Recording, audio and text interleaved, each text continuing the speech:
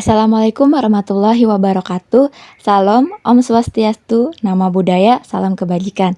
Salam sejahtera bagi kita semua. Selamat datang yang terhormat kepada Bapak Rahmat Taufik, MPSI, selaku dosen mata kuliah Psikologi Anak.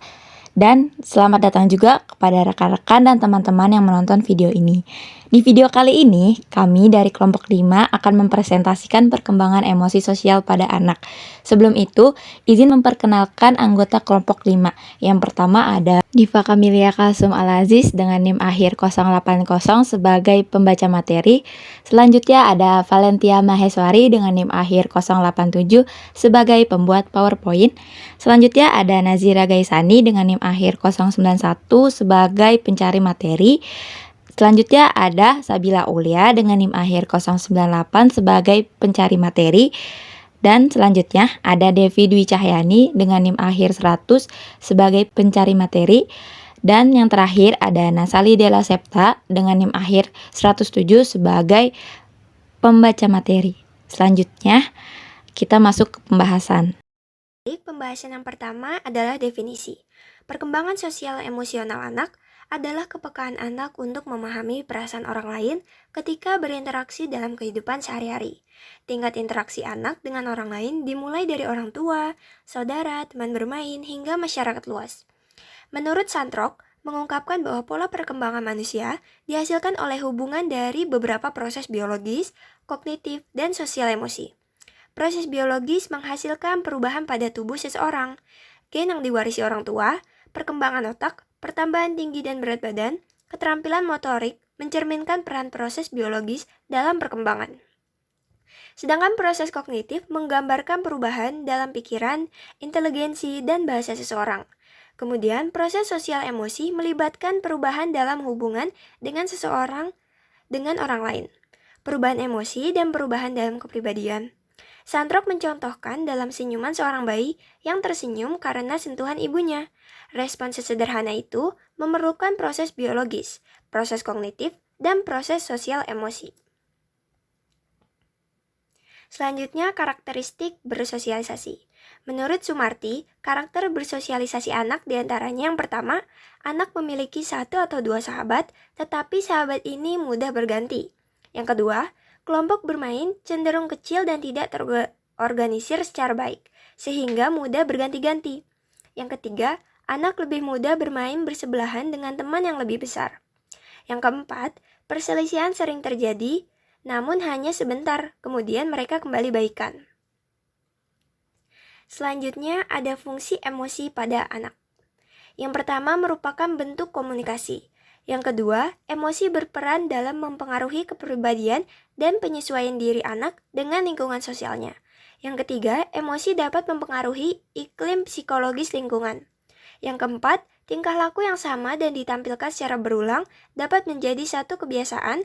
Ketegangan emosi yang dimiliki anak dapat menghambat aktivitas motorik dan mental. Selanjutnya ada macam-macam ekspresi. Yang pertama, rasa takut. Takut yaitu perasaan terancam oleh suatu objek yang membahayakan. Rasa takut terhadap sesuatu akan berlangsung melalui tahapan yang pertama, mula-mula tidak takut karena anak belum sanggup melihat kemungkinan yang terdapat pada objek. Lalu timbul rasa takut setelah mengenal bahaya. Dan terakhir, rasa takut bisa hilang kembali setelah mengetahui cara-cara menghindari bahaya. Yang kedua, rasa malu. Rasa malu merupakan bentuk ketakutan yang ditandai oleh penarikan diri dari hubungan dengan orang lain yang tidak dikenal atau tidak sering dijumpa. Yang ketiga adalah rasa canggung. Seperti halnya rasa malu, rasa canggung adalah reaksi takut terhadap manusia, bukan ada objek atau situasi. Rasa canggung berbeda dengan rasa malu dalam hal bahwa kecanggungan tidak disebabkan oleh adanya orang yang tidak dikenal atau orang yang sudah dikenal dan memakai pakaian yang tidak seperti biasanya, tetapi lebih disebabkan oleh keraguan-raguan tentang penilaian orang lain terhadap perilaku atau diri seseorang. Oleh karena itu, rasa canggung merupakan keadaan khawatir yang menyangkut kesadaran diri. Yang keempat, rasa khawatir. Rasa khawatir biasanya dijelaskan sebagai hayalan ketakutan atau gelisah tanpa alasan. Tidak seperti ketakutan yang nyata, Rasa khawatir tidak langsung ditimbulkan oleh rangsangan dalam lingkungan, tetapi merupakan produk pikiran anak itu sendiri. Rasa khawatir timbul karena membahayakan situasi berbahaya yang mungkin akan meningkat. Kekhawatiran adalah normal pada masa kanak-kanak, bahkan pada anak-anak yang penyesuaiannya paling baik sekalipun. Yang kelima, rasa cemas. Rasa cemas ialah keadaan mental yang tidak enak berkenaan dengan sakit yang mengancam atau yang dibayangkan. Rasa cemas ditandai oleh kekhawatiran, ketidakenakan, dan merasa yang tidak baik yang tidak dapat dihindari oleh seseorang, disertai dengan perasaan tidak berdaya karena merasa menemui jalan buntu, dan disertai pula dengan ketidakmampuan menemukan pemecahan masalah yang dicapai. Yang keenam, rasa marah. Rasa marah adalah ekspresi yang lebih sering diungkapkan pada masa kanak-kanak jika dibandingkan dengan rasa takut. Alasannya adalah karena rangsangan yang menimbulkan rasa marah lebih banyak, dan pada usia yang dini, anak-anak mengetahui bahwa kemarahan merupakan cara yang efektif untuk memperoleh perhatian atau memenuhi keinginan mereka. Yang ketujuh, rasa cemburu.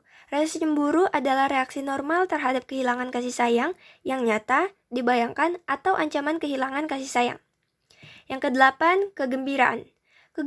Kegembiraan adalah emosi yang menyenangkan, yang juga dikenal dengan keriangan, kesenangan, atau kebahagiaan. Setiap anak berbeda-beda intensitas kegembiraan dan jumlah kegembiraannya, serta cara mengekspresikannya sampai batas-batas tertentu dapat diramalkan. Sebagai contoh, ada kecenderungan umur yang dapat diramalkan, yaitu anak-anak yang lebih mudah merasa gembira dalam bentuk yang lebih mencolok daripada anak-anak yang lebih tua. Yang kesembilan, duka cita. Duka cita adalah trauma psikis, suatu kesengsaraan emosional yang disebabkan oleh hilangnya sesuatu yang dicintai. Yang kesepuluh, keingintahuan, yaitu merupakan rangsangan yang menimbulkan keingintahuan anak-anak sangat banyak. Anak-anak yang menaruh minat terhadap segala sesuatu di lingkungan mereka, termasuk diri sendiri. Selanjutnya akan dijelaskan oleh rekan saya, Diva. Selanjutnya ada faktor-faktor yang mempengaruhi perkembangan emosi. Pertama ada keadaan anak. Keadaan individual pada anak, misalnya cacat tubuh ataupun kekurangan pada diri anak akan sangat mempengaruhi perkembangan emosional. Bahkan akan berdampak lebih jauh pada kepribadian anak. Misalnya rendah diri, mudah tersinggung, atau menarik diri dari lingkungan. Selanjutnya ada faktor belajar. Pengalaman belajar anak menentukan reaksi potensi mana yang mereka gunakan untuk marah. Pengalaman belajar yang menunjang perkembangan emosi antara lain belajar dengan mencoba-coba. Anak belajar dengan mencoba-coba untuk mengekspresikan emosinya dalam bentuk perilaku yang memberi penguasaan sedikit atau sama sekali tidak memberi kepuasan. Selanjutnya itu ada belajar dengan cara meniru. Dengan belajar meniru dan mengamati hal-hal yang membangkitkan emosi orang lain, anak bereaksi dengan emosi dan metode yang sama dengan orang-orang yang diamati.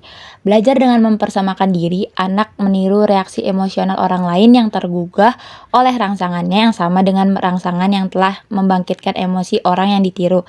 Nah, di sini anak meniru emosi orang yang dikaguminya. Selanjutnya ada belajar dengan membimbing dan mengawas. Anak diajarkan cara bereaksi yang dapat diterima jika suatu emosi terangsang. Dengan pelatihan, anak-anak dimotivasi untuk bereaksi terhadap rangsangan yang biasanya membangkitkan emosi yang menyenangkan dan dicegah agar tidak bereaksi secara emosional terhadap rangsangan yang membangkitkan emosi yang tidak menyenangkan. Selanjutnya, ada belajar dengan pengondisian. Dengan metode atau cara ini, objek situasi yang mulanya gagal memancing reaksi emosional kemudian berhasil dengan cara asosiasi. Nah, pengondisian terjadi dengan mudah dan cepat pada awal kehidupan karena anak kecil kurang mengenal betapa tidak rasionalnya reaksi mereka. Selanjutnya ada perkembangan emosi anak pada usia usia 18 bulan sampai 3 tahun. Nah, di usia 18 bulan sampai 3 tahun, pada fase ini anak mulai mencari-cari aturan dan batasan yang berlaku di lingkungannya. Ia mulai melihat akibat perilaku dan perbuatannya yang akan banyak mempengaruhi perasaan dalam menyikapi posisinya di lingkungannya. Fase ini, anak belajar membedakan cara yang benar dan yang salah dalam mewujudkan keinginannya. Pada usia 2 tahun, anak belum mampu menggunakan banyak kata untuk mengekspresikan emosinya. Pada usia antara 2 sampai 3 tahun, anak mulai mampu mengekspresikan emosinya dengan bahasa verbal. Selanjutnya yang B, usia 3 sampai 5 tahun. Pada fase ini, anak mulai mempelajari kemampuan untuk mengambil inisiatif sendiri. Anak belajar dan menjalin hubungan pertemanan yang baik dengan anak lain, bergurau dan melucu, serta mulai mampu merasakan apa yang dirasakan oleh orang lain.